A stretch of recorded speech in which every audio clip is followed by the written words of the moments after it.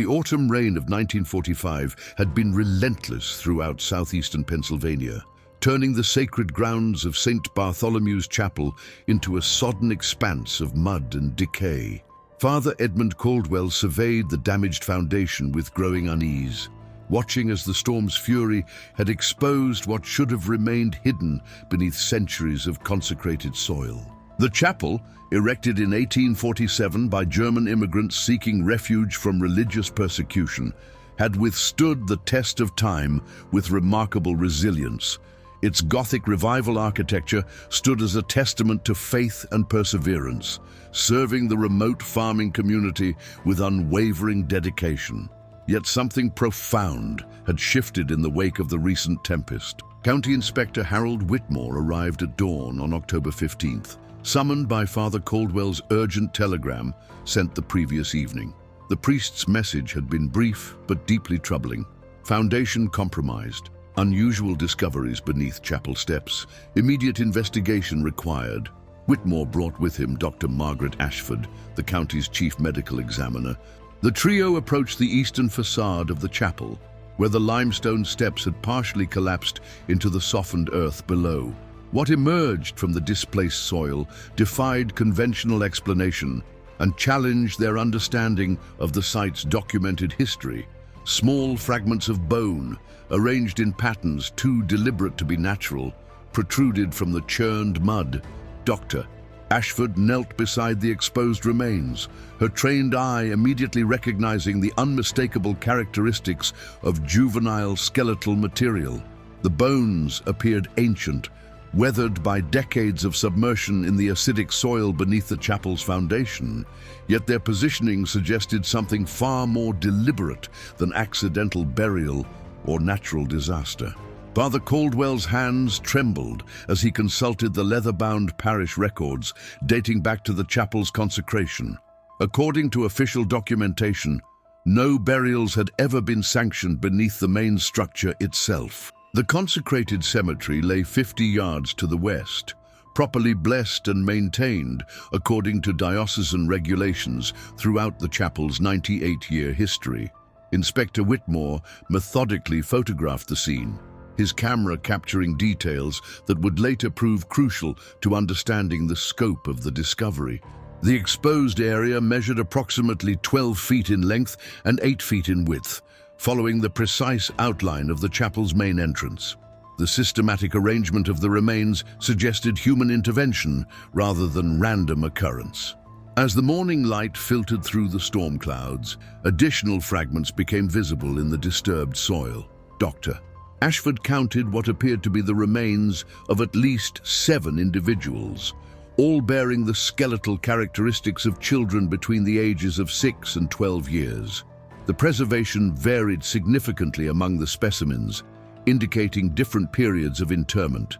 The most unsettling aspect of the discovery lay not in the presence of the remains themselves, but in their deliberate arrangement beneath the chapel's threshold. Each set of bones had been positioned with the skull facing eastward toward the rising sun. Hands folded across the chest in a manner suggesting ritual burial practices unknown to traditional Christian customs. Father Caldwell's research into the chapel's founding documents revealed no record of such burials, nor any explanation for the presence of juvenile remains in unsanctified ground.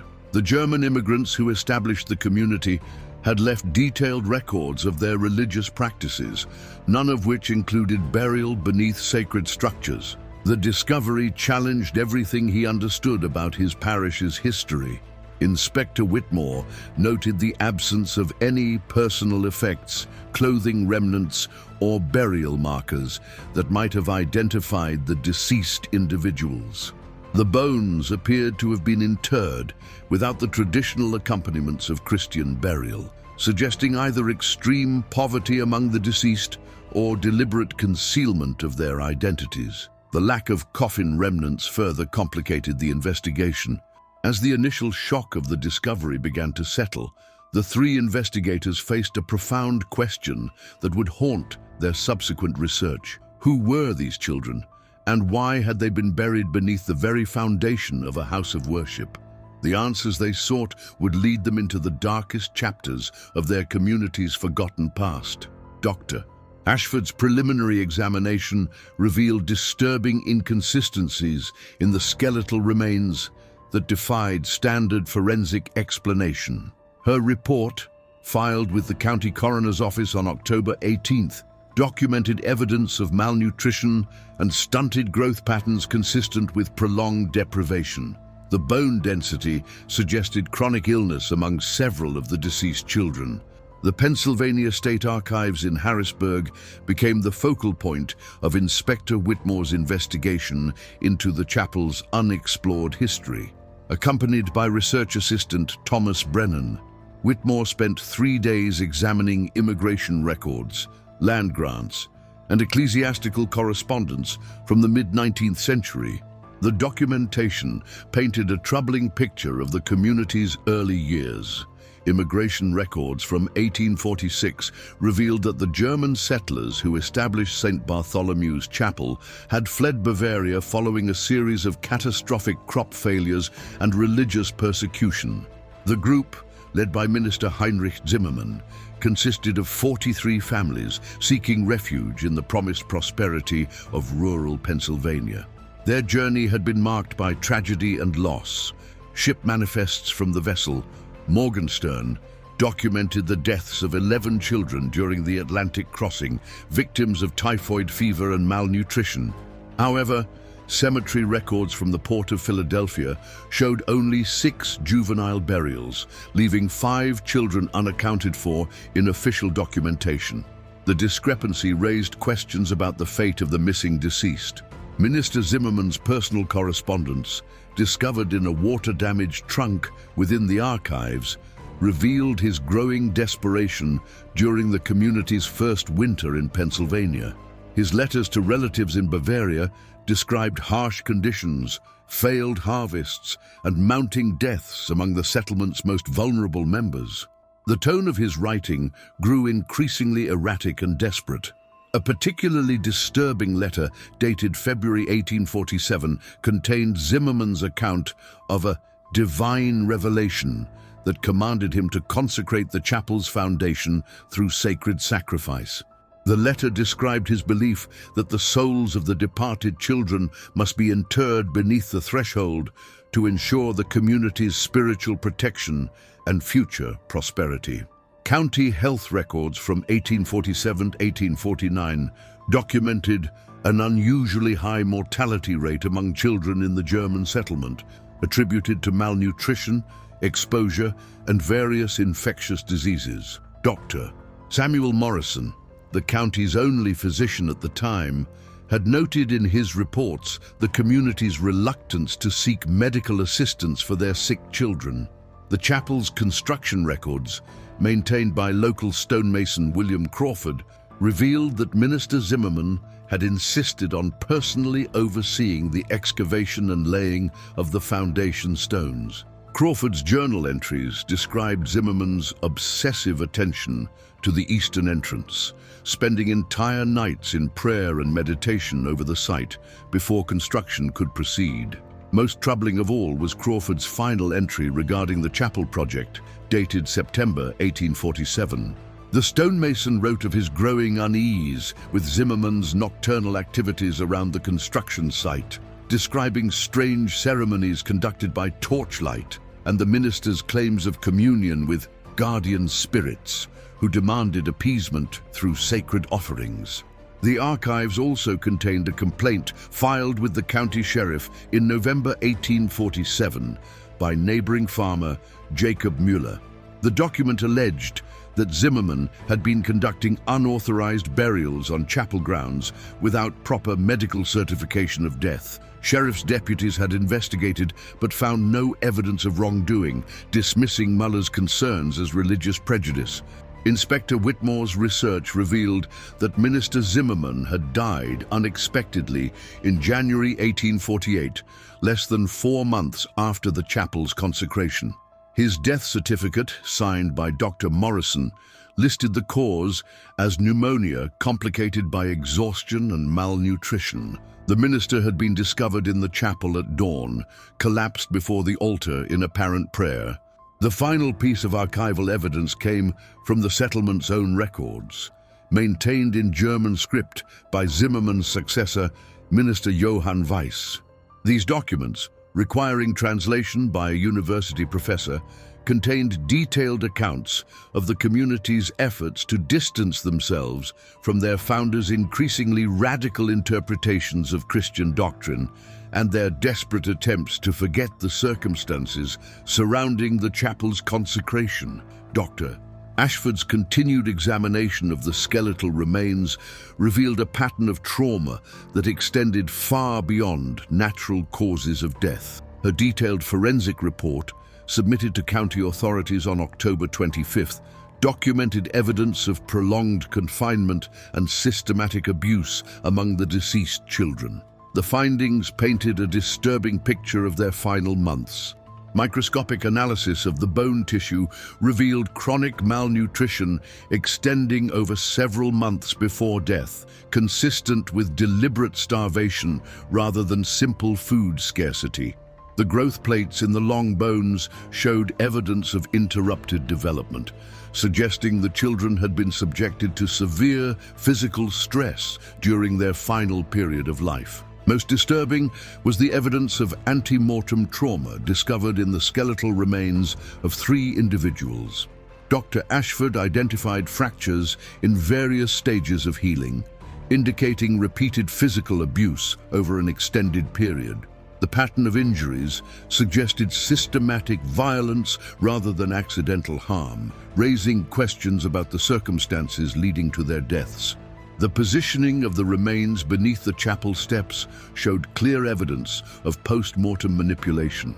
Each skeleton had been carefully arranged in identical positions, with arms crossed over the chest and legs extended in parallel alignment.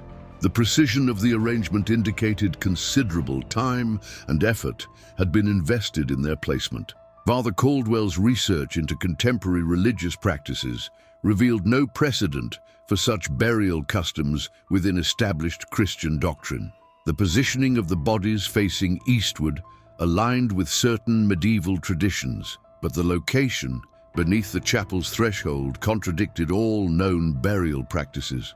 The arrangement suggested a synthesis of Christian and pre-Christian ritual elements. Inspector Whitmore's investigation expanded to include missing persons reports from neighboring counties throughout 1847 and 1848. Pennsylvania State Police records documented 13 cases of missing children from German immigrant families within a 50-mile radius of St. Bartholomew's Chapel. The ages and physical descriptions matched the skeletal remains with disturbing accuracy. The missing children had all disappeared during the harsh winter months when travel between settlements was severely limited by weather conditions. Their families had reported various circumstances surrounding the disappearances. Some had supposedly been sent to relatives in distant towns. Others had allegedly died of illness, with their bodies never recovered for burial. A pattern emerged from the police reports that connected the missing children to Minister Zimmermann's expanding influence throughout the German immigrant community. Each family had reported contact with traveling preachers or religious representatives who offered assistance during times of particular hardship. The promises of help had preceded each child's disappearance by several weeks. Dr.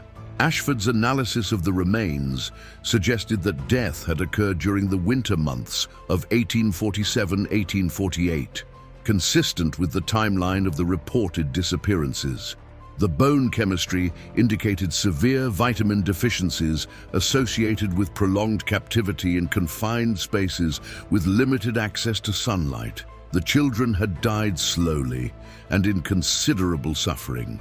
The investigation revealed that Minister Zimmermann had maintained a series of underground chambers beneath the chapel during its construction, ostensibly for food storage and shelter during harsh weather. County building records showed no official permits for such excavations, and Crawford's construction journals made no mention of below-ground chambers, despite his detailed documentation of all other construction activities. local folklore, gathered through interviews with elderly community members, preserved disturbing memories of the chapel's early years. Several residents recalled their grandparents' stories of children who had gone to serve the minister during the difficult winter months and had never returned to their families. The stories had been dismissed as products of hardship and grief. The cumulative evidence suggested a systematic pattern of child abduction and confinement that had been concealed through religious authority and community desperation. The children buried beneath the chapel steps represented not accidental deaths or natural disasters, but victims of a calculated campaign of abuse that had been hidden beneath the veneer of religious devotion and community survival. County investigators expanded their inquiry to include surviving members of the original German settlement, now elderly residents scattered throughout southeastern Pennsylvania. Their testimonies, collected through formal interviews conducted by Inspector Whitmore and social worker Helen Porter, revealed disturbing memories that had been suppressed for nearly a century. Margaret Zimmerman, the minister's great-niece and one of the last living connections to the original settlement, reluctantly agreed to be interviewed at her home in Lancaster County. At 87 years old, her memories of the chapel's early years remained vivid and troubling. Her testimony provided crucial insights into her great-uncle's deteriorating mental state during the winter of 1847. According to Margaret's account, Minister Zimmerman had become increasingly obsessed with what he termed divine commands that required absolute obedience from his congregation. He had established a system of penance that involved the temporary removal of children from their families for periods of spiritual purification in special chambers beneath the chapel. The children selected for this purification were invariably those from the poorest families, or those whose parents had questioned Zimmerman's increasingly radical interpretations of Scripture. Margaret recalled her own narrow escape from selection, avoided only because her father had agreed to donate the family's remaining livestock to the church's winter provisions. Heinrich Müller, grandson of the farmer who had filed the original complaint against Zimmerman, provided additional testimony that corroborated Margaret's account. His grandfather's private journals, preserved in the family home, contained detailed observations of nocturnal activities around the chapel during the winter months of 1847-1848. The journals described regular processions of congregation members carrying bundled forms to the chapel during the darkest hours of night. Heinrich's grandfather had observed these activities from his farmhouse windows, noting the participants' secretive behavior and their apparent efforts to avoid detection by neighbors outside the immediate congregation.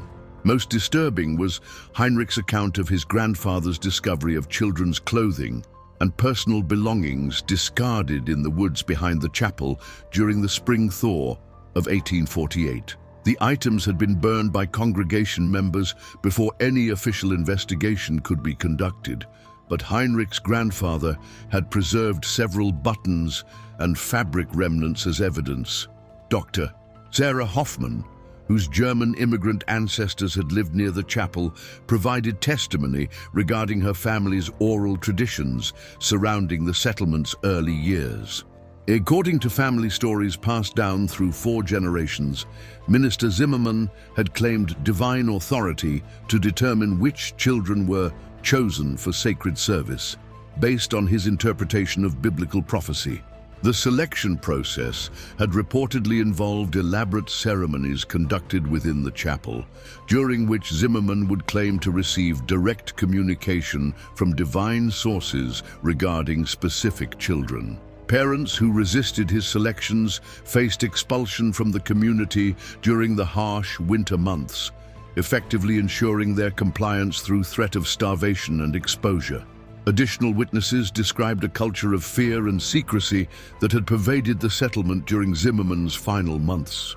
Community members who questioned his authority or expressed concern about missing children faced accusations of apostasy and threats of excommunication. The minister's control over food distribution and shelter made resistance virtually impossible. The testimonies revealed that Zimmermann's death in January 1848 had been followed by a systematic effort to conceal evidence of his activities. The new minister, Johann Weiss, had ordered the sealing of the underground chambers and the destruction of all records related to the purification ceremonies. The community had collectively agreed to never speak of the events. Final testimony came from retired Pennsylvania State Trooper Edward Collins, whose father had served as a county deputy during the 1870s. Collins preserved his father's unofficial notes regarding persistent rumors about St. Bartholomew's Chapel and its hidden history. The notes documented several unsuccessful attempts to investigate the site based on anonymous tips from community members. Archaeological excavation of the chapel's foundation commenced on November 2nd under the supervision of Dr. James Patterson from the University of Pennsylvania. His team's careful excavation revealed an elaborate network of underground chambers that extended far beyond the original discovery site. The scope of the construction defied explanation for a simple rural chapel. The main chamber, located directly beneath the chapel's altar, measured 20 feet in length and 12 feet in width. Carved from the native limestone, the chamber showed evidence of careful planning and considerable labor investment. The walls displayed tool marks consistent with mid-19th century excavation techniques, confirming the chamber's construction during Zimmermann's tenure. Smaller chambers branched off from the central space, each approximately 8 feet square and connected by narrow passages barely wide enough for a single person. Dr. Patterson's team identified 7 distinct chambers, their purposes becoming increasingly clear as the excavation progressed. Each space contained evidence of prolonged human occupation under severely restricted conditions. The archaeological evidence within the chambers painted a disturbing picture of their intended use. Heavy iron rings had been embedded in the limestone walls, showing wear patterns consistent with restraints or chains. The floors displayed staining that laboratory analysis would later confirm as human blood, absorbed into the porous stone over decades. Personal belongings discovered within the chambers provided heartbreaking evidence of their young occupants. Children's shoes, worn beyond repair, lay scattered throughout the spaces. Crude toys carved from wood and stone suggested attempts by the imprisoned children to maintain some semblance of normalcy during their confinement. The central chamber contained the most disturbing evidence of the site's true purpose. A stone altar, carved with symbols that combined Christian iconography with older pre-Christian designs, dominated the eastern wall. Channels carved into the altar's surface led to collection basins, their purpose unmistakable to the experienced archaeologists. Dr. Patterson's team discovered a cache of documents sealed within a stone cavity behind the altar. The papers, written in Minister Zimmermann's handwriting and preserved by the chamber's controlled environment, provided explicit documentation of his systematic abuse of the children. The writings revealed a mind progressively consumed by religious delusion and megalomaniacal control. Zimmermann's documents described his belief that the suffering of innocent children could purify the entire community's sins and ensure divine protection against earthly hardships. His writings detailed elaborate ceremonies conducted within the chambers, involving prolonged fasting, physical abuse, and eventual death as sacred sacrifice to ensure the chapel's consecration. The papers also contained detailed records of each child's capture, confinement, and eventual death. Zimmermann had maintained meticulous documentation of his activities, apparently viewing them as sacred duties requiring careful recording for posterity.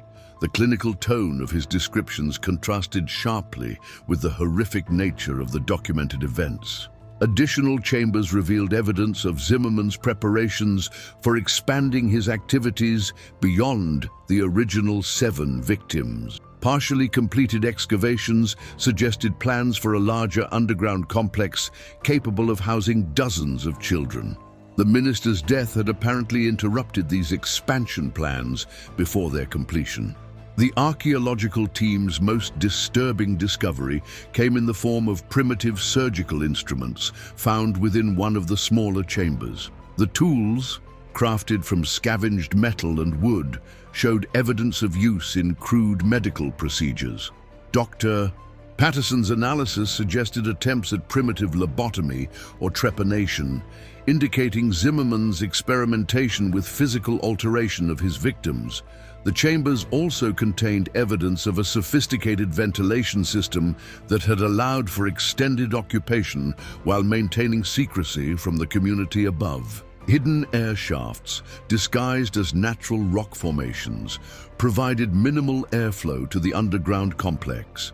The engineering required for such construction indicated considerable advanced planning and assistance from others within the congregation. Investigation into the surviving members of Minister Zimmerman's original congregation revealed a conspiracy of silence that had protected the chapel's secrets for nearly a century. County prosecutors, led by District Attorney Robert Manning, began examining the legal implications of systematic concealment and potential ongoing criminal liability among surviving participants. Church records maintained by successive ministers contained deliberate gaps, corresponding to the period of Zimmerman's activities. Pages had been carefully removed from official ledgers, and entire volumes covering the years 1847-1849 were missing from the chapel's archives. The pattern of destruction suggested coordinated efforts to eliminate evidence. Interviews with descendants of original congregation members revealed family stories that had been passed down through generations with strict instructions never to repeat them outside the family circle. These oral histories provided crucial details about the community's knowledge of and participation in Zimmerman's activities during the winter of 1847-1848. Several families had apparently provided direct assistance to Zimmerman's operations, either through active participation or deliberate ignorance of obvious warning signs. The community's survival during harsh winter conditions had depended on cooperation and mutual support, making resistance to Zimmerman's authority practically impossible for individual families. The investigation revealed that Zimmerman had established a system of collective responsibility that ensured the entire congregation's complicity in his activities. Parents who surrendered their children for purification were promised enhanced status within the community and preferential access to limited food supplies during the harsh winter months. Community members who had resisted Zimmerman's demands faced systematic persecution and eventual expulsion from the settlement. County records documented several families who had fled the area during the winter of 1847-1848, abandoning their homes and possessions to escape what they described in later testimony as religious madness. The congregation's participation in concealing evidence had extended far beyond Zimmerman's death. Successive generations had maintained the conspiracy of silence through informal pressure, religious instruction, and occasional intimidation of family members who threatened to reveal the truth. The community had effectively policed itself for nearly a century. District Attorney Manning's investigation uncovered evidence that several prominent local families had descended from congregation members who had directly participated in Zimmerman's activities. These families had used their inherited influence and economic power to discourage investigation and suppress public discussion of the chapel's history throughout the late 19th and early 20th centuries. The legal complexities of prosecuting crimes committed nearly a century earlier proved insurmountable, but the investigation revealed ongoing criminal liability for concealment of evidence and obstruction of justice. Several elderly community members faced potential charges for their roles in maintaining the conspiracy of silence that had protected the chapel's secrets. The psychological impact of generational secret-keeping had created profound dysfunction within many families descended from the original congregation. County social services documented patterns of child abuse, religious extremism, and mental illness that appeared to correlate with family connections to St. Bartholomew's Chapel and its hidden history. The investigation also revealed that knowledge of the chapel's true history had been used for blackmail and coercion within the community for decades. Certain families had leveraged their knowledge of others' ancestral complicity to gain economic advantages and social control, perpetuating cycles of abuse and secrecy across multiple generations. The congregation's modern descendants faced a profound moral crisis as the truth of their ancestors' actions became public knowledge. The revelation shattered long-held family narratives and forced painful reconsiderations of inherited religious beliefs and community loyalties that had been maintained for nearly a century. The discovery at St. Bartholomew's Chapel sent shockwaves throughout Pennsylvania's religious communities and prompted a statewide investigation into historical records of similar incidents. Governor Edward Martin ordered a comprehensive review of rural church properties established by immigrant communities during the 19th century, fearing the chapel might not represent an isolated incident. Pennsylvania State Police established a special investigative unit dedicated to examining cold cases involving missing children from immigrant communities throughout the state's history. The unit's preliminary research identified dozens of suspicious incidents that shared troubling similarities with the events at St. Bartholomew's Chapel. Dr. Ashford's forensic analysis became the foundation for new investigative techniques in examining historical crimes. Her methodical documentation of the chapel victims remains established protocols for identifying evidence of systematic abuse in archaeological contexts. Universities across the country began incorporating her findings into forensic anthropology curricula. The psychological impact on the surrounding community proved profound and lasting. Many families discovered their ancestral connections to the chapel's congregation, forcing painful reckonings with inherited guilt and complicity.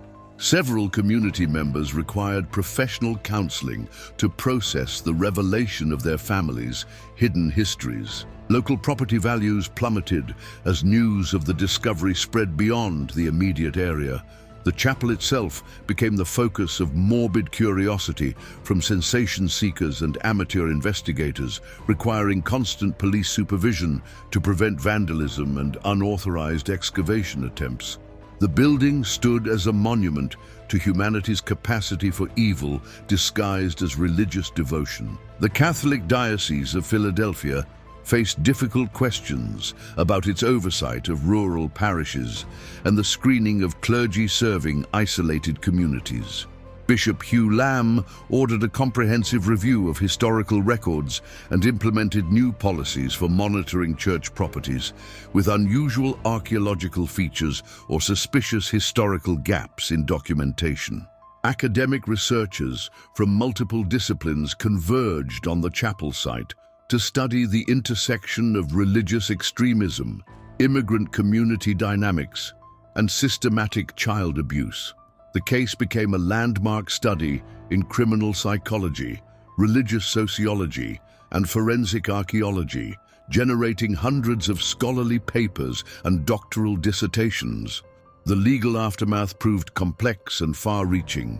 While criminal prosecution for the original crimes proved impossible due to the passage of time, civil lawsuits filed by descendants of victims sought compensation from the church and community organizations that had maintained the conspiracy of silence. The cases established important precedents for institutional liability in historical abuse cases. Media coverage of the discovery sparked national debates about religious freedom, community responsibility, and the protection of vulnerable individuals within isolated religious communities. The case became a rallying point for advocates of child protection legislation and increased oversight of religious organizations serving vulnerable populations. The chapel building itself became the subject of intense debate regarding its future disposition. Proposals ranged from demolition to memorial preservation, with community opinion sharply divided between those seeking to erase the painful history and those advocating for preservation as a reminder of the dangers of unchecked religious authority. Psychological studies of the community's response to the discovery revealed the lasting trauma associated with generational secrets and inherited guilt. Researchers documented increased rates of depression, anxiety, and family dysfunction among community members connected to the chapel's history, demonstrating the long-term psychological costs of systematic concealment. The discovery's impact extended beyond the immediate community to influence national discussions about the protection of children within religious communities and the responsibility of law enforcement to investigate historical crimes. The case prompted legislative proposals for mandatory reporting of suspicious archaeological discoveries and enhanced oversight of religious organizations with histories of isolation or secretive practices. By December 1945, the investigation into St.